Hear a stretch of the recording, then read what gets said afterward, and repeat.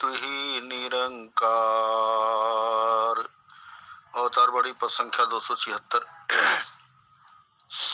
जग का मालिक याद रहे तो गम भी देता गमी नहीं। जग का मालिक याद रहे तो रहती कोई कमी नहीं। जग का मालिक याद रहे तो हर कारज होता पूरा है। जग का मालिक याद रहे तो कायर बनता सूरा है।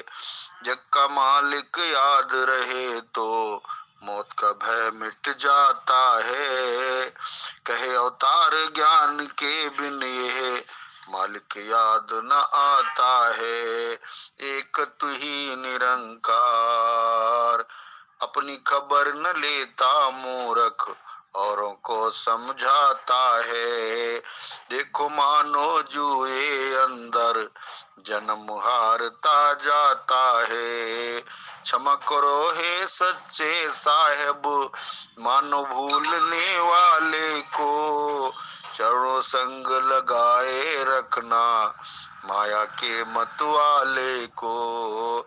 अब कभी कोई पार न उतरे ये चाहे तो बेड़ा पार। तार गुरु की शरण में आके बंदा लेता जन्म संवार। तार गुरु की शरण में आके बंदा लेता जन्म संवार। एक तू ही निरंकार। नर सहस्त्र मां सुनो पुरारी को एक होए धर्म व्रत धारी। धर्मशील कोटिक मह कोई विषय विमुख विराग रत होई। हे त्रिपुरारी सुनिए, हजारों मनुष्यों में कोई एक धर्म के व्रत का धारण करने वाला होता है और करोड़ों धर्मात्माओं में कोई एक विषय से विमुक्त विषयों का त्यागी और वैराग्य पारायण होता है। कोट विरक्त मध्य सुत काहि समयक ज्ञान सुकृत को लाहि। ज्ञानवंत कोटिक मह को जीवन मुक्त सुकृत जग सो। श्रुति कहती है कि करोड़ों विरक्तों में कोई एक ही समय के यथार्थ ज्ञान को प्राप्त करता है और करोड़ों ज्ञानियों में कोई एक ही जीवन मुक्त होता है। जगत में कोई बिरला ही ऐसा जीवन मुक्त होगा। तीन सहस्त्र महु सब सुख खानी दुर्लभ ब्रह्मलीन विज्ञानी। धर्मशील विरक्त अज्ञानी जीवन मुक्त ब्रह्म पर प्राणी। हजारों जीवन मुक्तों में भी सब सुखों की खान ब्रह्म में लीन विज्ञानवान पुरुष और भी दुर्लभ है। धर्मात्मा वैराग्यवान ज्ञानी जीवन मुक्त और ब्रह्मलीन सब ते सो दुर्लभ सुर राया। राम भगत रतगत मद माया सो हरि भगत काग किम पाई। विश्वनाथ मह कहो बुझाई।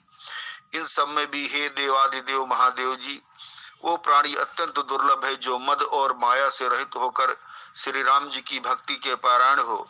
हे विश्वनाथ, ऐसी दुर्लभ हरि भक्ति को कौआ कैसे पा गया, मुझे समझा कर कहिए। राम परायण ज्ञान रत गुनागार मत धीर। नाथ कहो के कारण पायो काग शरीर। हे नाथ कहिए, ऐसे श्री राम पारायण ज्ञान रत गुणधाम और धीर बुद्धि भुसुंड जी ने कौए का शरीर किस कारण पाया। यह प्रभु चरित पवित्र सुहावा कहो कृपाल काग कह पावा। तुम कही भात सुना मद नारी कहो मुहियत कौतुक भारी। हे कृपाल, बताइए उस कौए ने प्रभु का यह पवित्र और सुंदर चरित्र कहाँ पाया। और हे कामदेव के सतो, ये भी बताइए आपने इसे किस प्रकार सुना, मुझे बड़ा भारी कौतूहल हो रहा है। गरुण महाज्ञानी गुण राशि हर सेवक अत निकट निवासी। ते कई हेतु काग सन जाई सुनी कथा मुन निकर बिहाई। गरुड़ जी तो महान ज्ञानी सद्गुणों की राशि श्रीहरि के सेवक और उनके अत्यंत निकट रहने वाले उनके वाहन ही हैं। उन्होंने मुनियों के समूह को छोड़कर कौए से जाकर हरिकथा किस कारण सुनी। कहु कवन विधभा संवादा दो हर भगत का गौर गादा। गौर गिरा सुन सरल सुहाई बोले स्यो सादर सुख पाई। कहिए काकभुसुंडी और गरुण इन दोनों हरिभक्तों की बातचीत किस प्रकार हुई। पार्वती जी की सरल सुंदर वाणी सुनकर शिव जी सुख पाकर आदर के साथ बोले, धन्य सती पावन मत तोरी, रघुपत चरण प्रीत नहीं थोरी। सुनो परम पुनीत इतिहासा, जो सुन सकल लोक भ्रम नासा।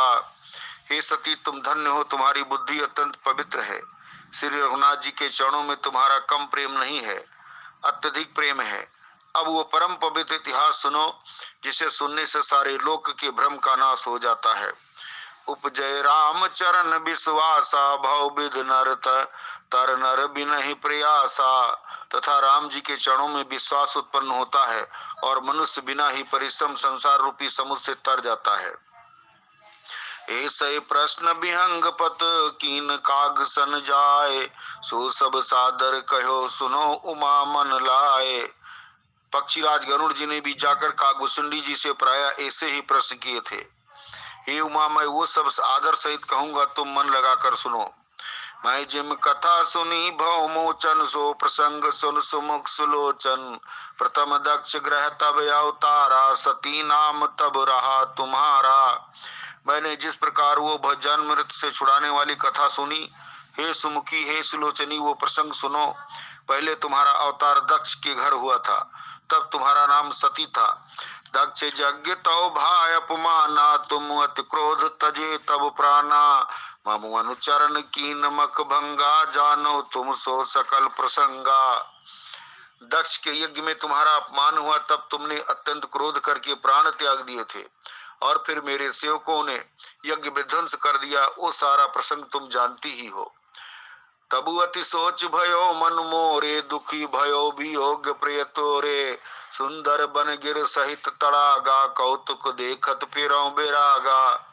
तब मेरे मन में बड़ा सोच हुआ, और हे प्रिय, मैं तुम्हारे वियोग से दुखी हो गया।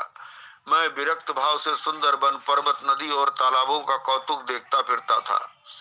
गिर सुमेर उत्तर दिस दूरी, नील शैल एक सुंदर भूरी।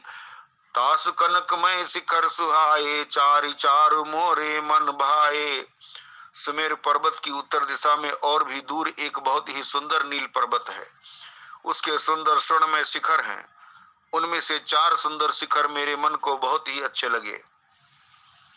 तिल पर एक एक बिटव विशाला, बट पीपर पाकरी रसाला। शैलो पर सर सुंदर सोहा, मनीषो पान देख मन मोहा। उन शिखरों में एक एक पर बरगद, पीपल, पाकर और आम का एक एक विशाल वृक्ष है। पर्वत के ऊपर एक सुंदर तालाब शोभित है, जिसकी मड़ियों की सीढ़ियां देखकर मन मोहित हो जाता है। शीतल अमल मधुर जल, जलज विपुल बिहोर बहुरंग।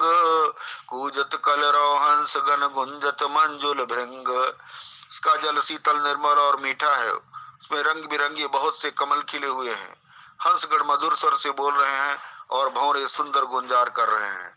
सत्संग जी बड़े प्यार से कहना, धन्य जी।